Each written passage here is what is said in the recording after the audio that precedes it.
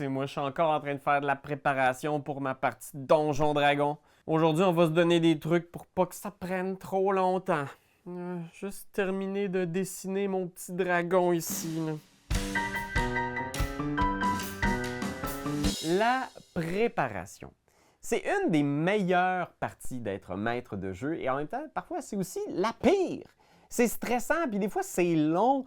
Puis préparer une session de jeu, c'est facile de laisser la préparation déraper et de passer de longues soirées, plusieurs soirées même, à essayer d'anticiper chaque mouvement, chaque action des joueurs, puis on se dit « Oh mon Dieu, là, si je prépare ce donjon-là, puis finalement, ils vont pas dedans, je vais les tuer. Je vais les tuer dans la vraie vie. » Comprenez, ça peut être frustrant. La préparation, parce qu'on peut facilement préparer dans le vide. Préparer des monstres qui ne seront pas combattus, préparer des trésors qui ne seront pas découverts et des passages secrets qui vont le rester secrets à jamais. Aujourd'hui, je vais vous donner un peu ma recette de ma préparation, comment moi je prépare mes parties. C'est pas super long, là. Moi je passe à peu près là, une session de jeu, là, j'en ai plusieurs. Ça aussi, le fait d'avoir plusieurs campagnes, je ne pouvais pas passer 2-3 heures de préparation pour chaque partie, c'est impossible. Fait que je vais vous donner une préparation qui donne à peu près 30 minutes à 1 heure de préparation pour une partie, une session de jeu de 3 heures. C'est beaucoup inspiré, bien sûr, de la préparation de Sly Flourish, qui est un auteur américain qui a beaucoup écrit justement sur comment être un maître du jeu paresseux. Comment obtenir le plus d'efficacité en investissant le moins de temps possible et donc en laissant beaucoup de place à l'improvisation et en préparant uniquement les choses qui rendent nos parties meilleures. Ma préparation, je vais toujours commencer en fait, ou presque toujours, en révisant les fiches de personnages de mes joueurs. Ce sont eux les héros de l'aventure. Fait que c'est vraiment important d'avoir une bonne idée de où ils sont rendus.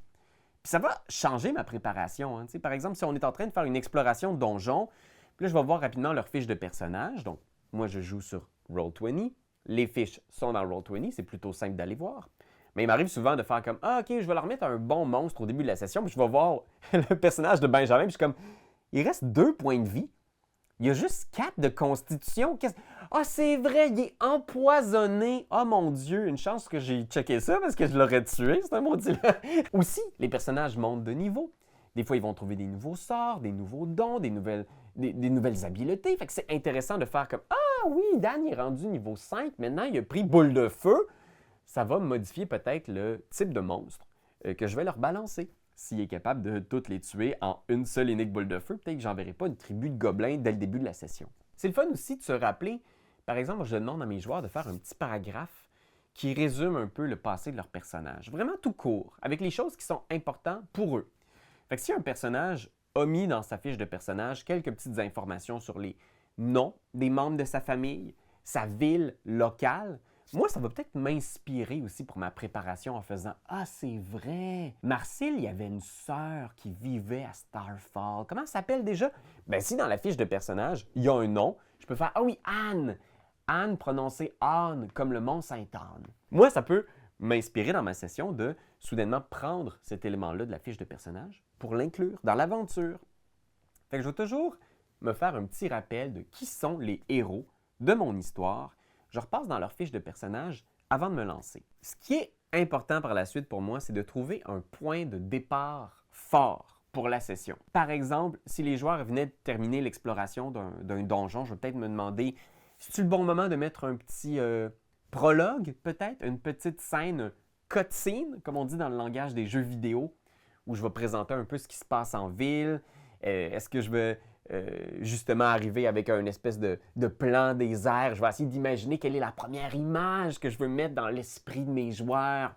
De voir la forteresse complètement détruite, eux au milieu des ruines. Peut-être introduire un nouveau personnage. Ça, j'aime ça, faire ça. Ils viennent de finir de vaincre la Technic League, puis soudainement, dans le fort, arrive Ligna, un personnage qu'ils avaient croisé, qui est un ancien personnage de Benjamin, qui arrive au milieu de la session, au tout début, en fait, de la session pour relancer un peu l'aventure. En faisant « Ah oui, Ligna, qu'est-ce qu'elle faisait, elle? Est-ce que ça peut être un allié? Est-ce qu'on peut avoir une conversation, un conflit avec elle? » C'est vraiment d'avoir un tout premier conflit.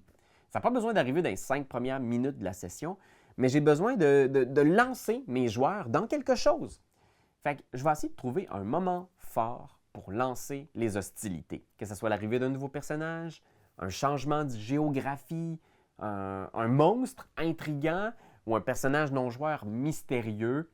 Peut-être que c'est une information. Si vous faites un jeu de rôle d'enquête, ça peut être « Hey, il y a eu un nouveau meurtre! » Puis là, c'est genre « Ah, OK, ça relance l'intrigue. » Fait que ça, pour moi, c'est de trouver une étincelle qui va nous assurer que cette partie-là va être du feu. Troisième point important, c'est je vais m'assurer d'avoir un lieu fantastique à explorer puis à développer. Moi, ce que ça représente pour moi, c'est de trouver des battle maps.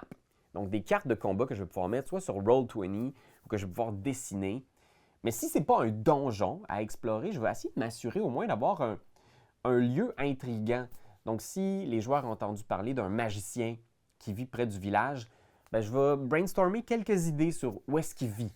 C'est une tour mécanisée. Chaque étage pivote sur lui-même. Il peut changer. Il y a des escaliers qui peuvent monter, descendre. Il y a plein d'automates qui travaillent autour de la tour. Tu sais, je vais développer justement tout ce visuel-là pour trouver un lieu qui va être intriguant et qui va exciter les joueurs, qui va leur demander d'interagir avec. Ça peut être justement un hangar mystérieux, une maison d'ombre dans un demi-plan dans lequel s'est enfermé un mage qui est tombé dans une espèce de crise existentielle. Le Battle Map, c'est une super façon de faire ça simplement. Si tu veux explorer un temple ancien, tu peux taper sur Internet « Temple ancien Battle Map » et là, tu vas avoir un lot de créateurs, de cartographes qui ont mis en ligne des cartes gratuites que tu peux utiliser, que tu mets dans Roll20 ou dans All Bear Radio, puis tu peux mettre tes joueurs dessus, puis ils peuvent l'explorer, puis ils sont comme « Hey, c'est quoi ce drôle de statue-là? » Puis toi-même, tu le sais pas, c'est quoi? Tu as juste mis la carte, mais tu es comme « C'est une statue d'un dieu ancien qui... » Tu sais, ça va inspirer les joueurs et toi-même, j'en suis certain. Une belle battle map, des monstres, bien sûr, à affronter. Si ça fait longtemps que tu t'es pas battu contre des morts-vivants, je vais sortir quelques petits jetons de morts-vivants, quelques petites miniatures de morts-vivants. Je les mets derrière mon écran. Je m'assure d'avoir leurs stats. Ça, là, ça prend 10 minutes. Trouver une carte, trouver les monstres dans le manuel des monstres, 10 minutes! Puis tu as un combat de près, là. C'est vraiment, vraiment pas long à faire. Quatrième point, je vais brainstormer après ça des scènes potentielles. Fait que je vais pas faire un espèce de bullet point de « Ils s'en vont là, ils vont faire ça, ils vont faire ça. » Je sais pas ce qu'ils vont faire! Ça se peut que les joueurs fassent quelque chose qui me déstabilise tellement que j'aurais même pas pu l'imaginer, même si j'avais passé 2 semaines à réfléchir. Mais je vais quand même brainstormer des accroches potentielles. Je vais peut-être penser justement à un robot prophète qui hante les rues avec une cloche puis qui proclame que l'humanité va bientôt se terminer. Je vais peut-être imaginer, par exemple, un ami d'un des joueurs qui est un gambler puis qui veut qu'un des joueurs lui prête de l'argent parce qu'il doit de l'argent à des méchants qui sont finalement des vampires ou whatever. Tu mets en scène des conflits quand tu es maître de jeu. Tu peux pas dire à tes joueurs quoi faire, mais tu leur tends un beau plateau là, de plein de conflits potentiels et tu regardes ce qui pogne avec eux. Fait que je vais brainstormer des idées, je vais imaginer peut-être une falaise, un combat sur le bord d'une falaise avec un orage derrière. Je me dis, ça peut être cool ça, il y a une tempête, Je marque ça quelque part. Je me fais des petites notes qui sont peut-être des inspirations pour la partie et qui vont peut-être mener à rien ou peut-être que ça va être utilisé juste dans 10 parties. Mais ça, encore une fois, ça prend 5-10 minutes. Tu y penses dans ton char, dans ta douche, aux toilettes, whatever. Mais tu as ces scènes-là, tu les as mis peut-être sur un petit bout de papier, puis ça peut t'aider si jamais à un moment donné, tu as besoin de relancer l'action à quelque part. Et la dernière chose que j'ai commencé à faire régulièrement, parce que je trouve que c'est extraordinaire, surtout pour les sessions qui ne sont pas du exploration donjon, qui sont plus de l'enquête, plus des aventures urbaines, mystérieuses d'exploration, c'est la liste des secrets. Chaque session, j'écris 10 secrets de mon univers sur une feuille ou sur un document dans Roll20 ou sur une note dans mon ordinateur. Et c'est 10 secrets que je sais que je peux donner aux joueurs qui vont faire avancer l'histoire. Il y a eu autrefois un dieu qui s'assurait que le savoir humain ne dépassait jamais un certain niveau pour leur propre sécurité. Ça peut être quelque chose du genre les dieux demandent qu'on brûle les morts dans la ville parce qu'il y a eu autrefois une épidémie de zombies terrible qui a ravagé le continent. T'sais, ce genre de secret-là, après ça, je ne sais pas où les joueurs vont trouver cette information-là. Y a-t-il quelqu'un qui va leur dire comme ça textuellement? Est-ce que c'est un vieux tome qu'ils vont trouver, une vieille fresque? Est-ce que c'était une note qu'ils vont trouver à l'intérieur de la poche d'un troll qui viennent de tuer. Tout est possible, mais ces secrets-là, ça fait que j'ai toujours une petite parcelle d'informations sur mon monde à remettre aux joueurs. Il n'y a jamais une pièce qui est vide. Parce que si les joueurs sont comme « je fouille la pièce », ben, je peux prendre la liste des secrets puis en révéler un ou laisser miroiter un des secrets dans cette pièce-là. Ça peut être « vous trouvez quelque part », ce qui semble être les vestiges d'un bas-relief où tu vois des créatures qui semblent dévorer des humains dans une ville, puis tu es comme « c'est quoi ça? Pourquoi ils ont mis ça sur un mur? Qu'est-ce que ça veut dire? » C'est des secrets qui vont peut-être inspirer tes joueurs, mais surtout donner de la texture à ton monde. Parce qu'écrire 10 secrets, là, c'est pas facile. Là. Tu pourras aller voir ma vidéo qui détaille ce concept-là, là, mais c'est vraiment inspirant parce que ça te force à penser à ton monde, ça te force à mettre la chair autour de l'os, puis à dépasser les clichés finalement que tu as juste recopiés du Seigneur des Anneaux. Ça te pousse à être créatif, ça te pousse à écrire un monde qui est inspirant.